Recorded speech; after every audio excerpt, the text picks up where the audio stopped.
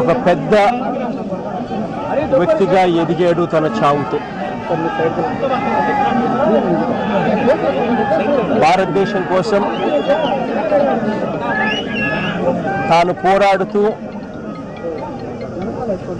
తన చావు వల్ల అనేక మంది మిగిలిన అన్నదమ్ములు అక్కచెల్లెమ్మలకు రక్షణిస్తూ తన ప్రాణాలు కోల్పోయాడు.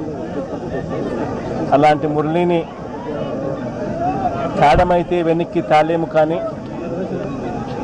కానీ మురళి చేసిన త్యాగానికైతే మాత్రం ఆంధ్ర రాష్ట్రంలో ఉన్న ప్రతి ఒక్కరం కూడా మురళికి ఇప్పటికీ కూడా రుణపడే ఉంటాం. రాష్ట్ర ప్రభుత్వం మొట్టమొదటిసారిగా ఏ జవాన్